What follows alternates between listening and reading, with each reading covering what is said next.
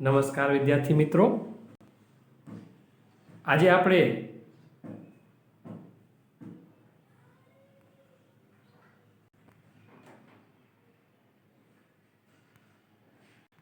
ભાગીદારીના પ્રવેશની અંદર આગળનો દાખલો જે છે દાખલા નંબર 9 એ ગણીશું અને સમજીશું।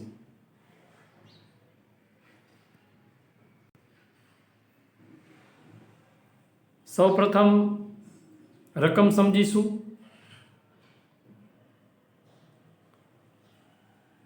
પાકું સરવૈયું આપેલું છે, મૂડી આપેલી છે, કામદાર વળતર ભંડોળ, રોકાણ વધઘટ ભંડોળ આ બે અનામત છે। સામે જૂની પાઘડી આપેલી છે અને નીચે બે જાહેરાત ઝુંબેશ ખર્ચ અને નાનું ખાતું, બે અવાસ્તવિક મિલકત અથવા ખોટ આપેલી છે। વિદ્યાર્થી મિત્રો, કામદાર વળતર અનામત અને રોકાણ વધઘટ ભંડોળમાં ખાસ કાળજી રાખવાની કે નીચે હવાલો જોયા પછી જ એની ફાળવણી કરવાની। જેમ કે આ જ દાખલામાં તમે હવાલા નંબર 4 અને 5 જોશો તો ચોથો હવાલો રોકાણને લગતો છે, કામદાર વળતરને લગતો છે અને પાંચમો હવાલો જે છે એ રોકાણને લગતો છે। એનો મતલબ ચોથો અને પાંચમા હવાલાની અસર આપ્યા પછી જ કામદાર વળતર ભંડોળ અને રોકાણ વધઘટ ભંડોળ ફાળવવાનું હોય છે। તો આ બાબતની કાળજી રાખવી, એટલે આપણે શરૂઆતમાં ફાળવશું નહીં।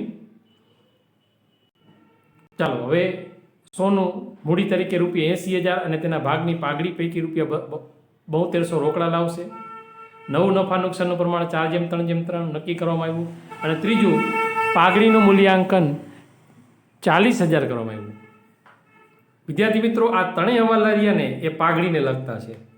આપણે હમણાં આના પછી જ ત્યાં ગણતરી સમજીશું પાઘડીની। એમાં જે બીજો હવાલો છે ને એ ત્યાગના પ્રમાણની ગણતરીમાં કામ આવશે અને ત્રીજો હવાલો જે છે એ સોનુના ભાગની પાઘડીની ગણતરીમાં ધ્યાનમાં આવશે। કેમ કે 7200 રોકડા લાવે છે, એનો મતલબ 7200 જ પાઘડી હોય એવું નથી। આ 40,000 રૂપિયામાં સોનુના ભાગની પાઘડી કેટલી એ હમણાં આપણે આગળ જોશું ગણતરીમાં। તદુપરાંત કામદાર વળતરનો દાવો 3200 મંજૂર કર્યો તો ઉપર જો 4800 આપેલા છે, એનો મતલબ 3200 છે એ આપણે મૂડી દેવા બાજુ લખશું અને 1600 ને ભાગીદારોના મૂડી ખાતાની જમા બાજુ ફાળવશું સરખે હિસ્સે, કેમ કે ઉપર નફા નુકસાનનું પ્રમાણ આપણે આપેલું નથી એટલે સરખે હિસ્સે ગણાશે। એ જ રીતના રોકાણો 19,200માં આહના લઈ જાય છે, એનો મતલબ આપણે તમે જોઈ શકો છો રકમમાં રોકાણો 20,000 આપેલા છે આપણને અને એ આહના 19,200માં લઈ જાય એટલે 800નો ઘટાડો થાય છે। એનો મતલબ 1600 રૂપિયા આપણે વધઘટ ભંડોળ મૂડી દેવા બાજુ આપેલું છે, એમાંથી 800 બાદ કરી અને જે બાકીના જે હવે 800 વધશે એ ભાગીદારોને ફાળવાશે, એ પણ સરખે હિસ્સે જૂના નફા નુકસાનના પ્રમાણમાં। અને મૂડી ખાતાની ઉધાર બાજુ લખાશે રોકાણો આહનાના ખાનામાં 19,200।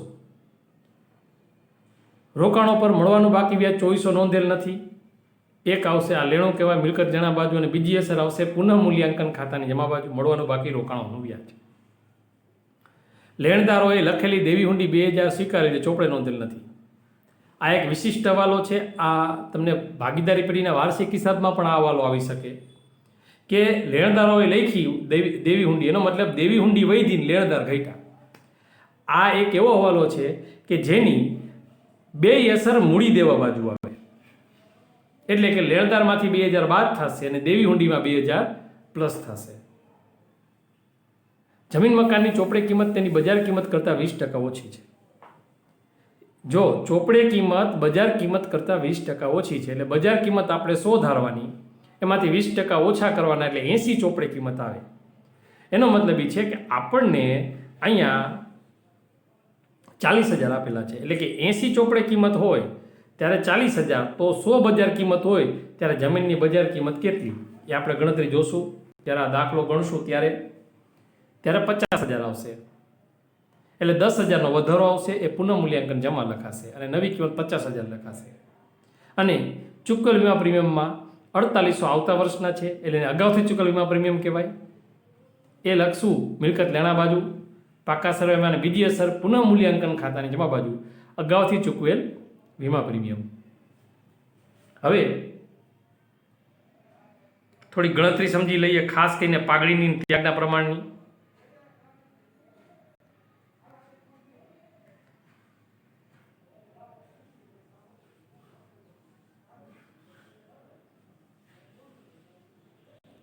હવે જુઓ, અહીંયા જૂનું પ્રમાણ આપણે આપેલું નથી, એટલે આસ્થા અને આહનાનું જૂનું પ્રમાણ થશે આપણું 1:1.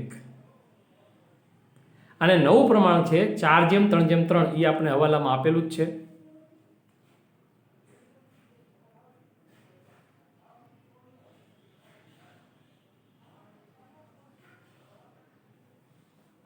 હવે ત્યાગનું સૂત્ર શું છે?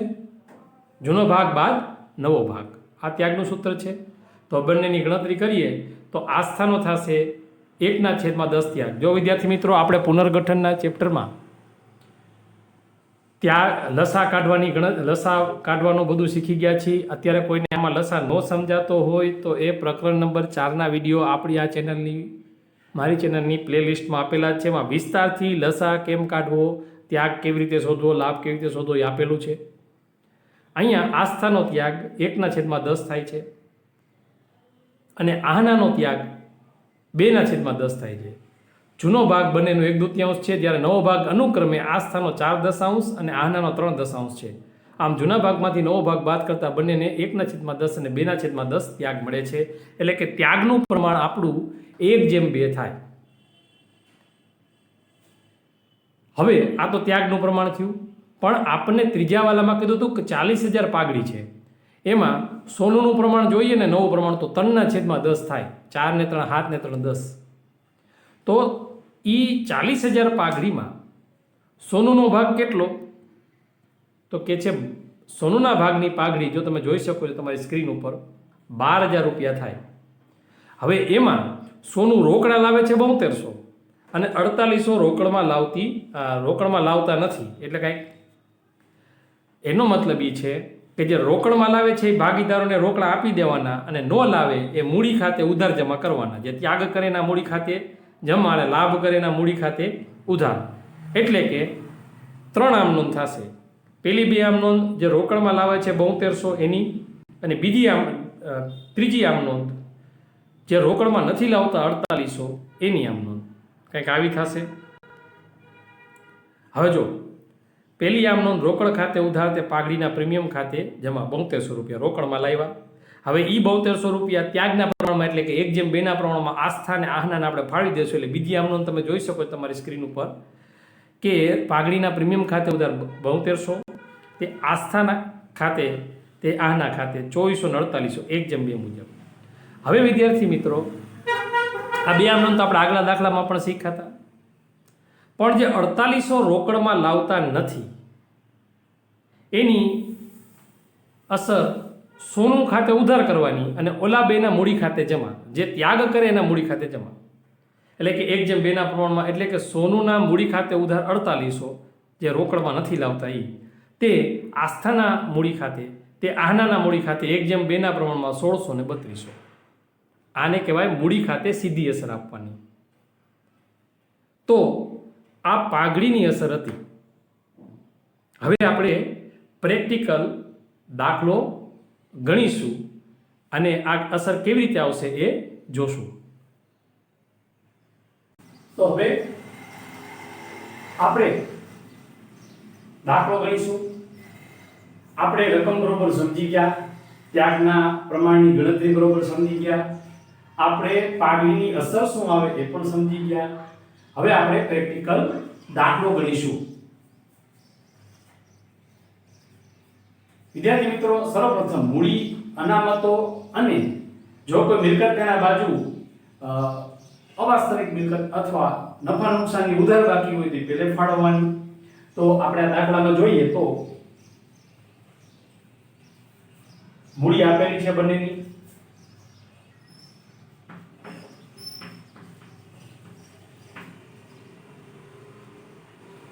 $76,000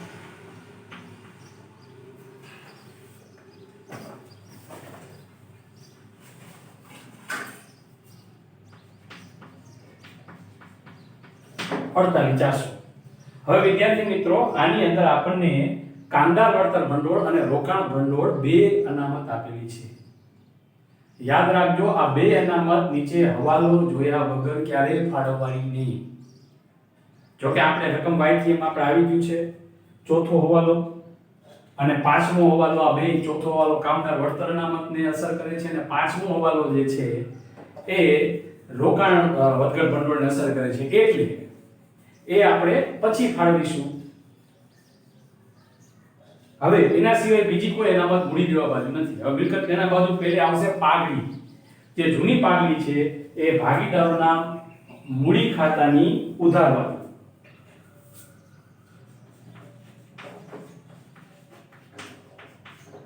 જૂના ભાગીદારોના જૂના નફા નુકસાનના પ્રમાણમાં ફાળવવાની હોય તો એ જૂનું નફા નુકસાનનું પ્રમાણ આસ્થા અને આહનાનું કઈ આપેલું નથી એટલે સરખું છે, એ આપણે આગળ સમજી ગયા. એટલે જે પાઘડી આપેલી છે 8400 એ સરખે હિસ્સે ફાળવીશું. 4200 અને 4200. હવે મિલકત તેનામાં સૌથી નીચે તમે જુઓ તમારી રકમમાં બે વસ્તુ આપેલી છે, જાહેરાત ઝુંબેશ ખર્ચ અને નફા નુકસાન ખાતું. એટલે કે નફા નુકસાન ખાતું એ ખોટ છે એટલે એ પણ અહીંયા ફાળવવી પડે મૂડી ખાતાની ઉધાર બાજુ. તો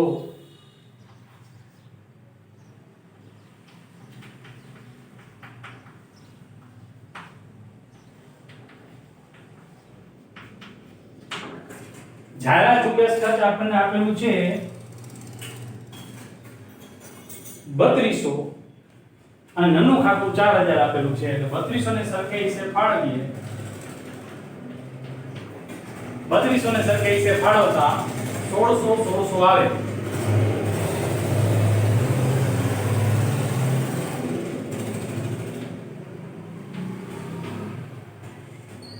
અને નફા નુકસાન ખાતાને આપણે ફાળવીએ એટલે 2000 અને 2000 આવે. હવે બીજી કોઈ એન્ટ્રી હવે લખવાની રહેતી નથી, એક રોકડ ખાતા સિવાય એ પણ લખી નાખશું.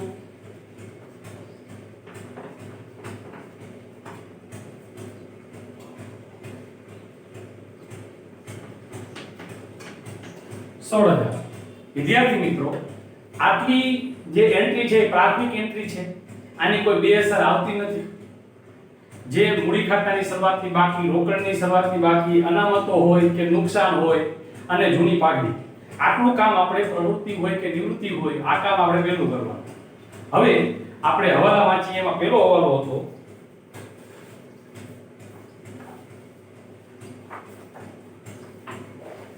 સોનું. મૂડી તરીકે 80000 રોકડા લાવે છે અને તેના ભાગની પાઘડી પૈકી 7200 રોકડા લાવશે. એટલે મૂડીની વાત કરીએ, રોકડ ખાતે ઉધાર તે સોનુના મૂડી ખાતે જમા. રોકડ ખાતાની ઉધાર બાજુ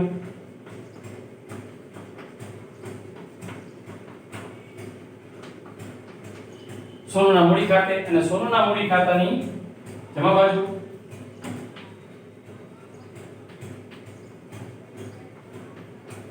રોકડ ખાતે સોનુમાં 80000. હવે વિદ્યાર્થી મિત્રો આપણે ભાગની સમજી ગયા.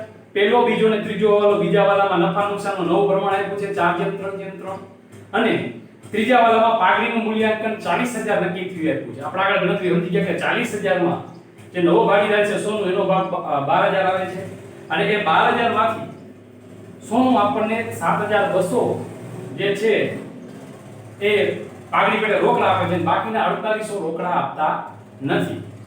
તો 7200 ની એન્ટ્રી પણ આપણે જોઈ અને 4800 ની પણ એન્ટ્રી આપણે શીખી ગયા.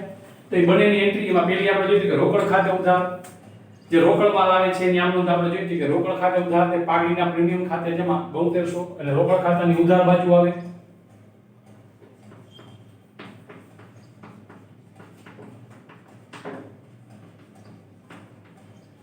બીજી આમ નોંધ જોઈ 7200 ને ફાળવવાની મૂડી ખાતાની જમા બાજુ ત્યાગના પ્રમાણમાં 1:2 એટલે કે પાઘડીના પ્રીમિયમ ખાતે ઉધાર તે આસ્થાના મૂડી ખાતે તે આહનાના મૂડી ખાતે.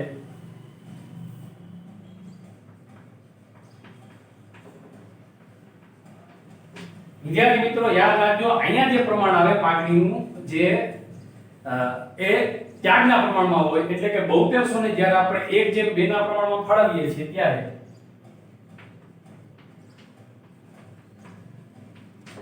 2400 અને 4800 આવે. આસ્થામાં 2400 અને આહનામાં 4800. એ જ રીતે આપણે બીજી આમનોંધ કરી હતી કે જે પાઘડીની રકમ રોકડમાં લાવતા નથી 4800 એ ડાયરેક્ટ સીધી અસર મૂડી ખાતે આપી હતી એટલે કે સોનુના મૂડી ખાતાની ઉધાર બાજુ 4800, તે આસ્થાના મૂડી ખાતે જમા, તે આહનાના મૂડી ખાતે જમા 1600 અને 3200. તો મૂડી ખાતાની ઉધાર બાજુ આપણે લખીએ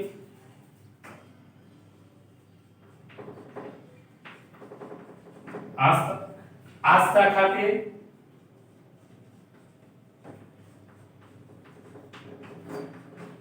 આ ખતમણીને બરોબર સમજી લેજો. હજી એકવાર કહું છું, સોનુના મૂડી ખાતે ઉધાર 4800, તે આસ્થાના મૂડી ખાતે જમા 1600, તે આહનાના મૂડી ખાતે જમા 3200.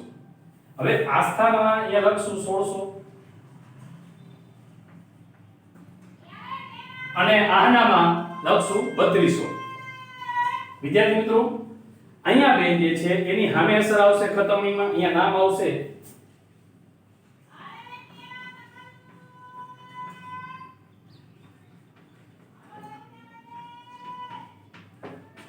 વિગતમાં લખાશે સોનું ખાતે અને રકમ લખાશે આસ્થા અને આહનામાં 1600 અને 3200. તો વિદ્યાર્થી મિત્રો, પહેલો, બીજો અને ત્રીજો હવાલો આપણે બરોબર સમજ્યા. નવો ભાગીદાર રોકડા મૂડી પેટે લાવે છે અને નવો ભાગીદારની જે પાઘડી છે એમાં અમુક રકમ રોકડ પેટે લાવે છે અને અમુક રકમ રોકડમાં લાવતા નથી.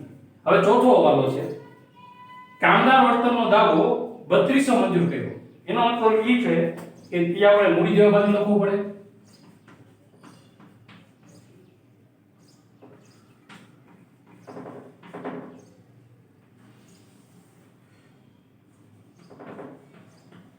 હવે વિદ્યાર્થી મિત્રો, આપણને પાકા સરવૈયાની અંદર કામદાર વળતર ભંડોળ 4800 આપેલું છે. એ 4800 માંથી 3200 જાય તો 1600 વધે, એટલે કે 1600 એ ભાગીદારોને ફાળવાશે. કામદાર વળતર અનામત 1600 ને સરખે હિસ્સે જૂના પ્રમાણમાં ફાળવાશે 800 ને 800. અહીંયા ત્યાગનું પ્રમાણ નહીં આવે.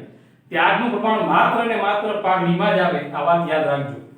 એ જ રીતે આપણે રોકાણની વાત કરીએ તો જો પાંચમો વાલો છે કે રોકાણો 19200 માં આહના લઈ જાય છે. હવે જે રોકાણો આપણી પાસે 20000 ના એ આહના લઈ જાય છે, એટલે આહનાના મૂડી ખાતાની ઉધાર બાજુ લખવાનું.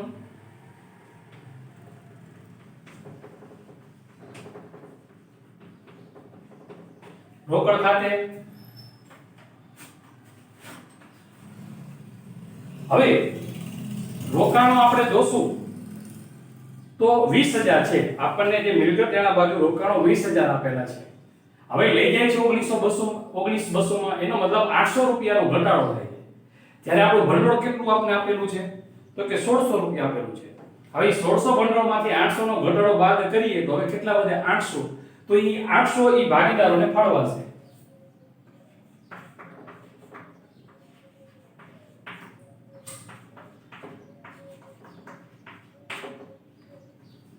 ચારસો અને 400 અહીંયા પણ સરખે હિસ્સે આવશે. યાદ રાખજો, ત્યાગના પ્રમાણમાં નહીં, નફા નુકસાનના જૂના પ્રમાણમાં. છઠ્ઠો હવાલો,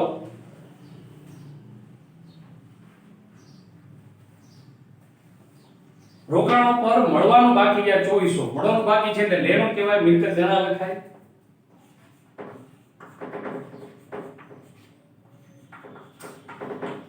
અને બીજી અસર લેણું હોવાથી ફાયદો કહેવાય, પુનઃમૂલ્યાંકન જમા.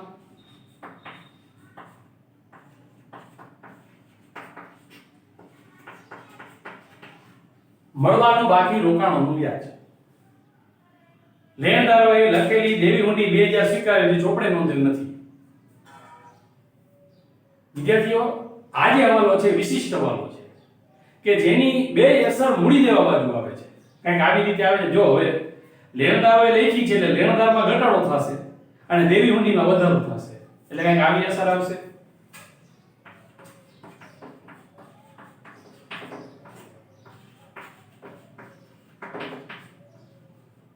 હવે જો આપણી પાસે લેણદાર કેટલા આપેલો છે?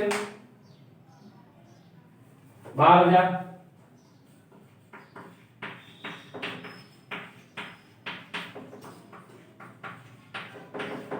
એમાં ઘટાડો થશે 2000 નો, જ્યારે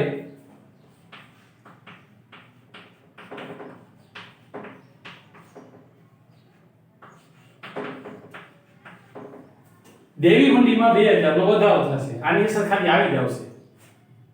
લેણદાર 2012 માંથી 2000 ઘટશે કેમ કે એટલી દેવી હુંડી વધશે અને એટલા લેણદાર ઘટશે. જમીન મકાનની ચોપડે કિંમત તેની બજાર કિંમત કરતા 20% ઓછી છે.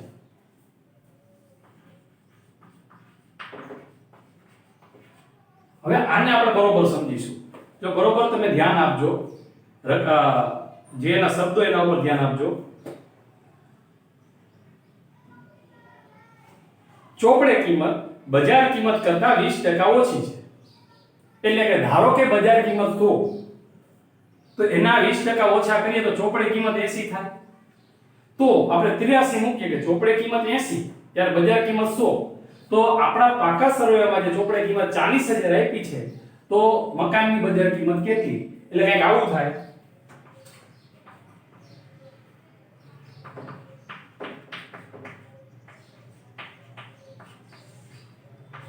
₹40,000 ગુણ્યા 100 ભાગ્યા 80. અહીંયા 100 બજાર કિંમત છે અને 80 ચોપડે કિંમત છે. એટલે જમીન મકાનની નવી કિંમત આપને આવે 50,000. હવે જૂની કિંમત 40,000 હતી, 40,000 હતી, નવી કિંમત 50,000 આવી, એનો મતલબ 10,000 નો વધારો થાય.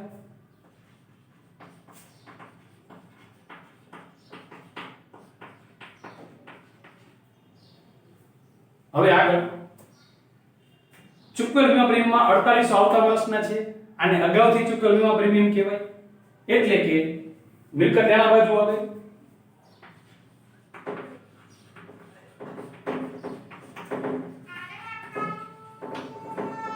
અને બીજી અસર પુનઃમૂલ્યાંકન ખાતાની જમા બાજુ આવે.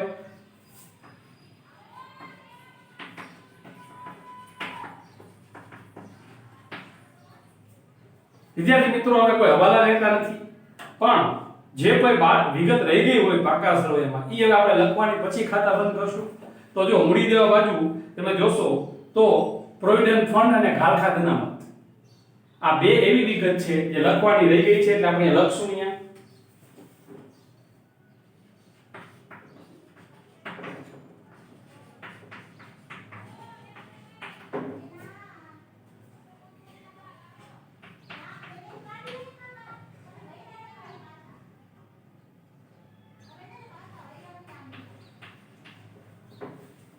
અને ઘણીવાર વિદ્યાર્થી મિત્રો આ ઝારખંડ અનામતને આ બાજુ દેવાદાર આપણે લખશું એમાંથી પણ બાદ કરવામાં આવે છે. કાંઈ વાંધો નહીં, દાખલો ખોટો ન પડે. હા, સરળમાં 8,000 નો ફરક આવે એટલે એમાં કોઈ ફરક પડતો જાજો નથી. દાખલો ખોટો ન પડે. હવે ચાલો આ બાજુ જોઈ લઈએ. પાઘડી જે ફાળવાઈ ગઈ જમીન મકાન પછી યંત્રો.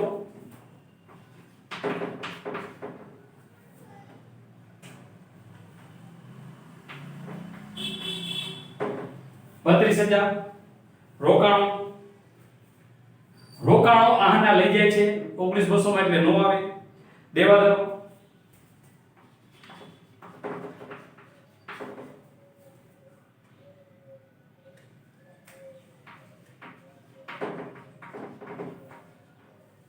₹25,200 સ્ટોક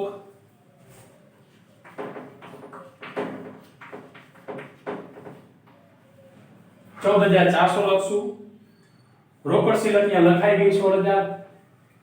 જાહેરાત ઝુંબેશ ખર્ચ નાનું ખાતું આપણે અહીંયા ફાળવી દીધું. તો હવે આપણે ખાતું બંધ કરશું. સર્વપ્રથમ પુનઃમૂલ્યાંકન ખાતું બંધ કરશું.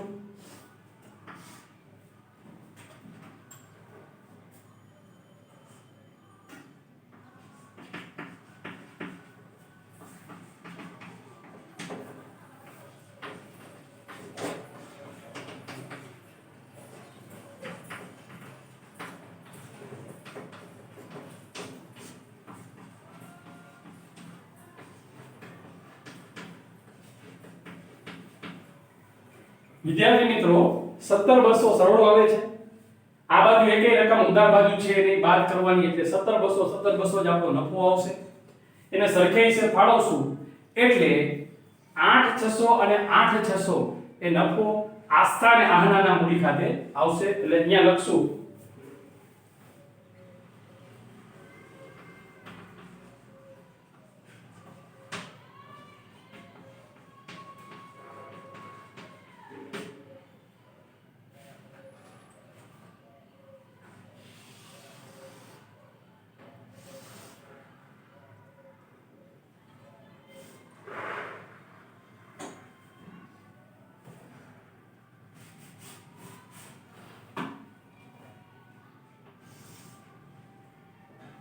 સોનનો સરવાળો કરીએ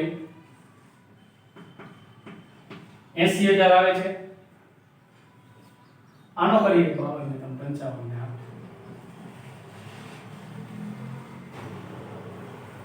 32 નો મુદ્દો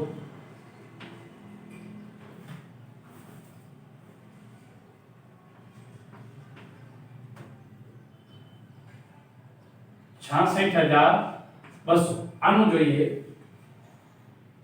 28 નો 8 આપણે 2 8 ને 10 ને પૂજ્યા 89,800. આસ્થાનો સરવાળો 89,800, આના 66,200 અને સોનું ના આવશે 80,000. આપણે આ બાજુ લખશું.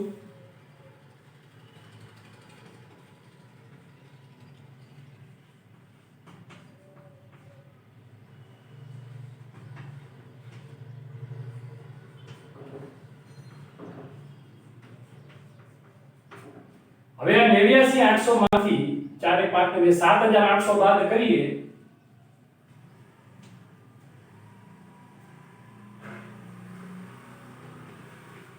એટલે 82,000 વધે.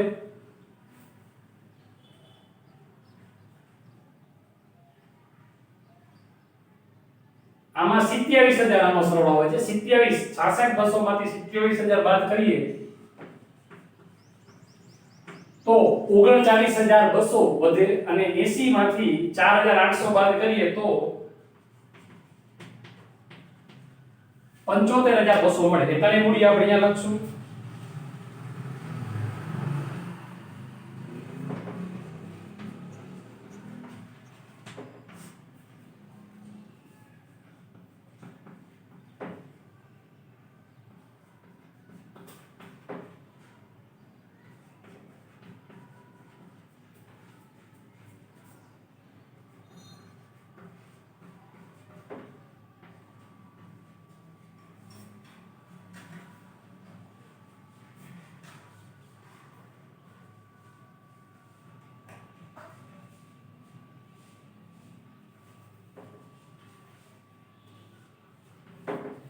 ₹1,96,400 આવશે. એ જ રીતના રોકડ ખાતું બંધ કરી દઈએ.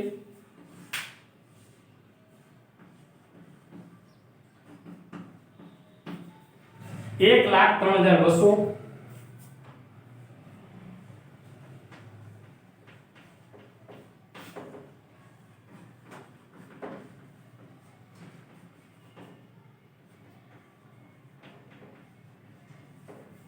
આખરી રોકડ સીધા મિલકત નાના બાજુ લખશું.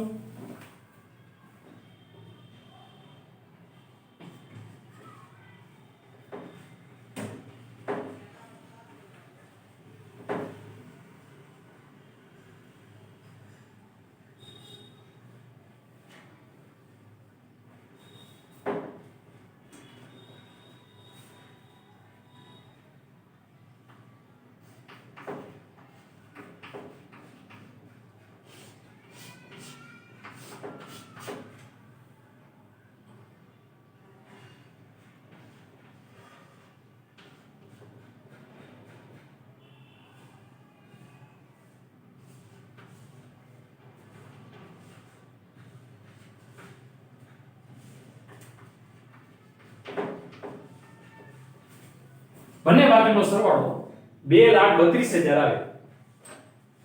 વિદ્યાર્થી મિત્રો, આ દાખલો મારો આ વિડિયો તમને આ દાખલો સમજવામાં ખૂબ ઉપયોગી નીવડ્યો હશે. હું આશા રાખું છું. અને જો તમે બરોબર આ દાખલો સમજ્યા હશો તો હવે પછીના જે હોમવર્કમાં હું 2 દાખલા આપું છું તમને એ પણ તમે સરળતાથી અને ઝડપથી ગણી શકશો. વિદ્યાર્થી મિત્રો, તમે બરોબર દાખલો સમજી ગયા. દાખલા નંબર 9. હવે આજે તમે દાખલો ગણ્યો છે એ દાખલાને આધારે 2 હોમવર્કના દાખલા ગણી નાખો એટલે તમને ક્યારેય આ રીતમાં વાંધો ન આવે. પહેલો હોમવર્કનો દાખલો છે ઉદાહરણ 23. તમારા ટેક્સ્ટ બુકમાં જે ઉદાહરણ 23 છે એ દાખલા નંબર 9 જેવું જ છે. અને બીજો એક દાખલો હું મારા તરફથી આપું છું. રકમ કંઈક આવી છે, બરોબર જોઈ લેજો. જે પ્રકારની રકમ તમને દાખલા નંબર 9માં અને ઉદાહરણ 23માં જોવા મળશે એ જ પ્રકારની રકમ અહીં આપી છે. થોડો ઘણો ફેરફાર પણ હોઈ શકે છે, પણ જનરલી મોટાભાગનો દાખલો એના જેવો જ હોય છે. તો આ એ દાખલો છે, એ રીતનો જ દાખલો છે. બરોબર પ્રેક્ટિસ કરશો તમે વિદ્યાર્થી મિત્રો એટલે તમને લગભગ દાખલાની રીત આવડી જશે. અને હું હંમેશા કહેતો રહું છું, હજી કહું છું, આંકડાશાસ્ત્ર અને નામાના મૂળ તત્વોમાં પ્રેક્ટિસ મહત્વની રહેશે. પ્રેક્ટિસ વગર તમને પૂરેપૂરા માર્ક નહીં આવે. સમજાઈ ગયું બહુ સારી વાત છે, પણ સમજાઈ ગયું એ ત્યારે જ અંદર દ્રઢ થશે આપણા હૃદયની અંદર કે જ્યારે આપણે પ્રેક્ટિસ કરશું. તો પ્રેક્ટિસ કરો. બહુ એક સરસ પ્રસંગ છે કે તમને ખ્યાલ હશે, બ્રુસલીનું નામ તમે સાંભળ્યું હશે. એ બ્રુસલીને માર્શલ આર્ટનો ચેમ્પિયન હતો, હોલિવૂડનો સ્ટાર બની ગયો હતો એક સમયમાં. એના જેવો એ સમયમાં માર્શલ આર્ટની અંદર કુંફુમાં કોઈ એનાથી આમ વધારે નહોતો. એવો જબરજસ્ત એની અંદર એ આગળ વધી ગયો હતો. એને ઇન્ટરવ્યુમાં પૂછવામાં આવ્યું કે ભાઈ તમે આટલા બધા ચેમ્પિયન છો, છતાંય તમે જ્યારે કોઈની સાથે ફાઇટ કરો તો તમને કયા વ્યક્તિથી બીક લાગે? તો એને એવું કહે છે કે જેને 10,000 મૂવ અલગ અલગ આવડતા હોય, કે એક હાથથી 10 રીતે મારી શકે, કે એક પગથી 10, 15, 20, 25 રીતે મારી શકે, એનાથી મને બીક ન લાગે. પરંતુ જેને એક જ મૂવની 10,000 વાર પ્રેક્ટિસ કરી હોય એનાથી મને બીક લાગે છે. આ છે પ્રેક્ટિસનું મહત્વ. કેમ કે એ એક જ મૂવ એનો એવો જબરજસ્ત છે કે એક પડે ત્યાં માણસ સામેવાળો પૂરો થઈ જાય. તો આ પ્રેક્ટિસનું મહત્વ છે, એટલે પ્રેક્ટિસ કરતા રહેજો. હવે આનો જવાબ જે છે એ તમારી સ્ક્રીનમાં બાજુમાં તમે જોઈ શકો છો. પુનઃમૂલ્યાંકન ખાતાનો નફો આવશે 4,300. નંદા સુનંદા બેને સરખે છે ફાળવાનું રોકડ ખાતું 25,800, આખરની બાકી મૂડી ખાતાની બાકી 20,500, 9,800 અને 18,800 જે તમને આપેલી છે, અને છેલ્લે પાકાશેનો સરળ પણ આપેલો છે. વિદ્યાર્થી મિત્રો, ખૂબ ખૂબ પ્રેક્ટિસ કરો, ખૂબ ખૂબ આગળ વધો, શારીરિક અને માનસિક રીતે સ્વસ્થ રહ્યો. આભાર.